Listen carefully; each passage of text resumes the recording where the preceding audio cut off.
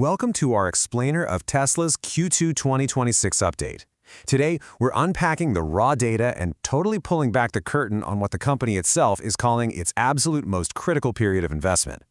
We're talking about a massive, profound pivot that is completely reshaping not just their financial profile, but their physical footprint across the globe. Let's get right into it. To wrap our heads around this transition, we've got a clear path for today. First, we'll look at record revenue against squeezed margins. Then we'll check out the autonomous fleet, powering the future, Optimus and infrastructure, and finally, wrap it up with their long-term vision. All right, part one, record revenue and squeezed margins. Starting at the very top line, Tesla just hit a huge milestone. For the first time ever, they generated over $100 billion, yeah, billion with a B, in trailing 12-month revenue. This was totally fueled by record second-quarter vehicle deliveries. They pushed out over 480,126 units globally. So from a sheer volume standpoint, the core business is absolutely humming. But well, here's the paradox. Despite all those record-breaking top-line numbers we just talked about, a totally different story is unfolding right underneath. Just look at this steep drop. Operating margins had been hovering just above 4% over the last year or so, right? But in Q2 of 2026, they plummeted down to a razor-thin 1.4%. Basically, their income from operations took a staggering 57% nosedive year over year. So you're probably wondering, what exactly is going on here? Why the huge squeeze? Well, it essentially boils down to three main things. First off, they're intentionally jacking up their operating expenses, pouring cash specifically into AI and massive research and development projects. Second, the average selling price for their vehicles is dropping because, let's face it, the broader market is getting way more competitive. And third, they're seeing significantly less revenue from regulatory credits than they did in previous quarters. It's honestly just a perfect storm that's seriously compressing those immediate profits. Moving right along to part two, the autonomous fleet. Okay, so this is exactly where all those heavy R&D dollars are going. What we're looking at isn't just some glossy concept render. It is the purpose-built Cybercab, and it is actively entering the production line down at Gigafactory, Texas. This vehicle was designed from the ground up completely around autonomy. It's truly intended to be the ultimate workhorse of their upcoming robotic fleet. And hey, we aren't just talking about factory lines here. The testing phase is scaling up super aggressively. Engineering test drives are happening right this second with employees around the Texas campus, which is paving the way for a much wider deployment. Meanwhile, the broader public rollout is already taking shape. Unsupervised robotaxi rides have actually started ramping up in places like Miami, Orlando, and Tampa this past July, and they're already laying the groundwork for cities like Phoenix and Dallas. It's happening fast. Now, with all of these steering wheel-less, futuristic vehicles rolling out, you've got to ask the natural question, right?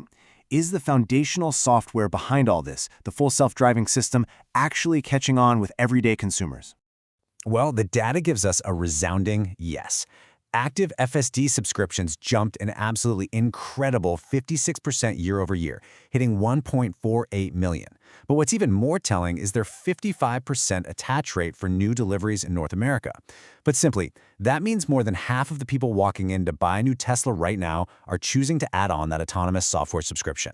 And since FSD miles driven are now climbing way past the billions, all that real-world AI training data is just compounding at lightning speed.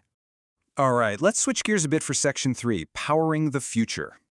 Tesla's energy storage business made a huge comeback to staggering growth this quarter. They deployed an insane 13.5 gigawatt hours. To put that in perspective, that's a 41% jump year over year, making it their second best quarterly deployment of all time. Plus, they're rapidly rolling out products like the new Powerwall 3P over in Germany, which is tailored specifically for three-phase power homes.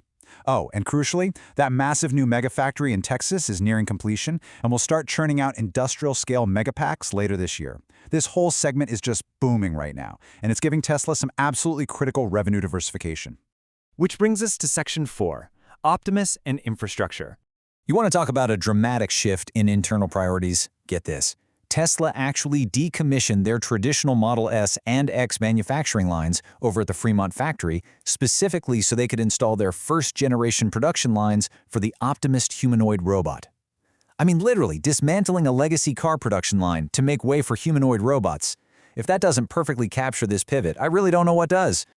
But as you can imagine, supporting millions of autonomous vehicles and a brand new fleet of robots requires a frankly mind-boggling amount of data processing. To handle it, Tesla has more than doubled their on-site AI compute in Texas in just the first half of this year alone. They fired up the Cortex-1 and Cortex-2 clusters, which boast over 90 and 115 megawatts of compute power. It's massive, and on the physical side of things, the global supercharger network is still growing, up 17% year over year, adding over 2,400 net new stalls globally. Naturally, all of these state-of-the-art factories, the robots, the giant supercomputers, well, they come with a seriously hefty price tag.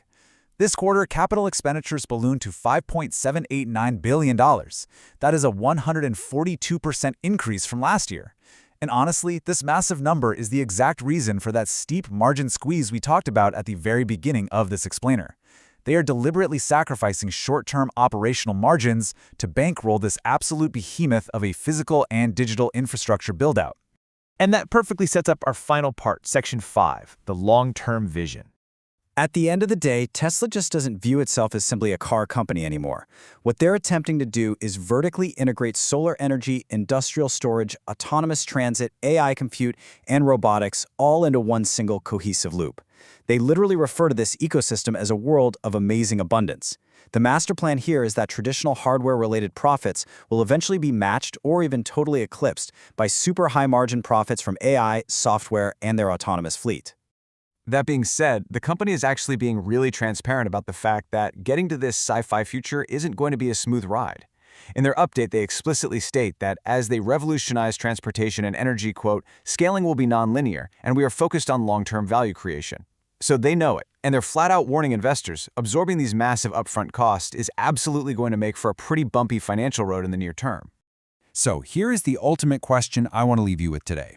Looking at all this data, the severe margin compression, and just the mind-bending scale of this infrastructure build-out, do you believe these billions of dollars in short-term pain will actually build the robotic, autonomous future that Tesla is promising?